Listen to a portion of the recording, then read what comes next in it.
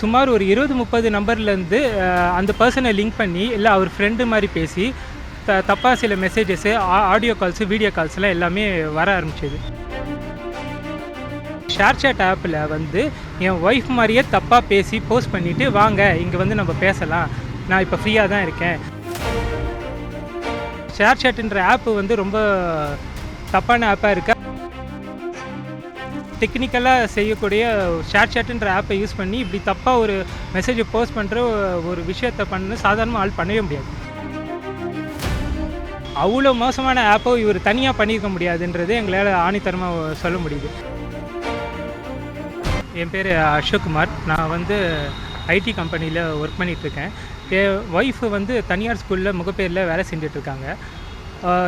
ஜனவரி பிப்ரவரி சந்தர்ப்பப்போ ஒரு மொட்டை கடிதாசி ஸ்கூலுக்கு போயிருக்கு. அங்கே இருக்க வேலை செய்யக்கூடிய ஒரு நபரை வச்சு லிங்க் பண்ணி ஒரு தொடர்பாக அசிங்கமாக ஒரு லெட்டர் இப்போ அனுப்பிச்சிருக்காங்க. அது நாங்கள் ஆரம்பத்தில் ஸ்கூலில் நெக்லெக்ட் பண்ணிட்டாங்க, நாங்களும் நெக்லெக்ட் பண்ணிட்டோம். அதுக்கப்புறம் பிப்ரவரியிலேருந்து தொடர்ச்சா மார்ச் கடைசி வரைக்கும் சுமார் ஒரு 20-30 நம்பர்லேருந்து அந்த பர்சனை லிங்க் பண்ணி இல்லை அவர் ஃப்ரெண்டு மாதிரி பேசி தப்பாக சில மெசேஜஸ்ஸு ஆடியோ கால்ஸு வீடியோ கால்ஸ்லாம் எல்லாமே வர ஆரம்பிச்சிது. சரி இது ஏன் இப்படி வருதுன்னு சொல்லிவிட்டு உடனே நாங்கள் ஆன்லைனில் ஒரு கம்ப்ளைண்ட் கொடுத்தோம். ஆன்லைனில் கம்ப்ளைண்ட் கொடுத்ததுக்கப்புறமும் நிறைய வந்ததுனால நேரடியாக போலீஸை தொடர்பு கொண்டு இந்த கம்ப்ளைண்ட் கொடுத்தப்போ சிஎஸ்ஆர் காப்பி போட்டு அவங்களும் விசாரிக்க ஆரம்பித்தாங்க. விசாரணையில் என்ன தெரிய வந்ததுன்னா, இது வந்து ஷேர் சாட் ஆப்பில் வந்து என் ஒய்ஃப் மாதிரியே தப்பாக பேசி போஸ்ட் பண்ணிவிட்டு வாங்க இங்கே வந்து நம்ம பேசலாம், நான் இப்போ ஃப்ரீயாக தான் இருக்கேன், அந்த மாதிரி சொல்லி பண்ணதாக எங்களுக்கு தெரிய வந்தது. நான் போலீஸ் அறிவுறுத்தற பேரில் நாங்களும் வந்து ஒரு 2-3 நம்பருக்கு கால் பண்ணி நான் கேட்டேன்.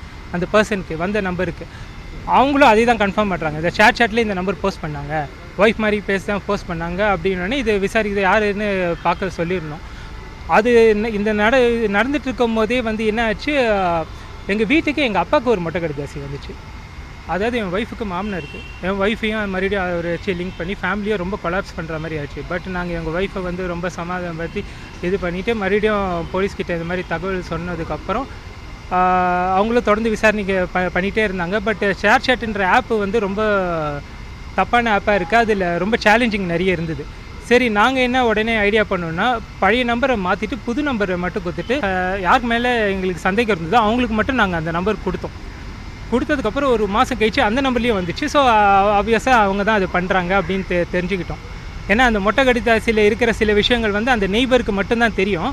அதனால் அந்த நம்பரை மாற்றி அவருக்கு கொடுக்கும்போது அதுலேயும் வர ஆரம்பித்தோடனே நாங்கள் புரிஞ்சுக்கிட்டோம் இவர் தான் பண்ணியிருக்காரு. மறுபடியும் நாங்கள் போலீஸை அப்ரோச் பண்ணி இந்த மாதிரி கேட்டதில் அவங்க விசாரித்து கன்ஃபெஷன் ஸ்டேட்மெண்ட் வரைக்கும் வாங்கிட்டு அவனும் குற்றத்தை ஒத்துக்கிட்டான். ஆனால் அவர் வந்து லேத் கம்பெனியில் வேலை செய்கிற சாதாரணமாக ஆள், ரேப்பிடோ ஓட்டிகிட்ருக்கேன்ற பேரில் சொன்னார். அவர் வந்து இப்படி ஒரு விஷயத்தை பண்ணுற ஒரு டெக்னிக்கலாக செய்யக்கூடிய ஷேர் சாட்டுன்ற ஆப்பை யூஸ் பண்ணி இப்படி தப்பாக ஒரு மெசேஜை போஸ்ட் பண்ணுற ஒரு விஷயத்தை சாதாரணமாக ஆள் பண்ணவே முடியாது. ஸ்கூலில் ஒரு மொட்டை கடிதாசி, வீட்டில் ஒரு மொட்டை கடிதாசி, இந்த மாதிரி டெக்னிக்கலாக நானே ஐடியில் ஒர்க் பண்ணுறேன். எனக்கே அது ரொம்ப சேலஞ்சிங்காக இருக்குது. அந்த மாதிரி ஒரு ஆப்பை ஃபேஸ் பண்ணுறதுக்கும் அந்த மாதிரி ஆப்பை யூஸ் பண்ணுறதுக்கும் அதை நான் கற்றுக்கணும்னு நினச்சாலும் நிறைய விஷயம் இருக்குது. அவ்வளோ மோசமான ஆப்போ இவர் தனியாக பண்ணியிருக்க முடியாதுன்றது எங்களால் ஆணித்தரமாக சொல்ல முடியுது. ஏற்கனவே எனக்கும் எங்கள் ஃபேமிலிக்கும் வந்து ஒரு 100 கோடி ரூபாய் ப்ராப்பர்ட்டியில் வந்து கேஸ் போயின்னு இருக்குது. அது கேஸ் ஹியரிங் எப்பப்பெல்லாம் நான் அட்டன் பண்ணும்போது எனக்கு இந்த மெசேஜஸ் ட்ரிகர் ஆகும்போது எனக்கு ரொம்ப சந்தேகமாக இருக்குது. இது வந்து நிச்சயமாக எங்கள் ஃபேமிலி சைட்லேயும் யாரோ இவருக்கு வந்து காசு கொடுத்து பண்ண வைக்கிறாங்களோன்ற எண்ணம் எனக்கு நிறையவே இருக்கிறதுனால நான் அது வந்து எஃப்ஐஆர்லேயும் குறிப்பிட்டிருக்கேன்.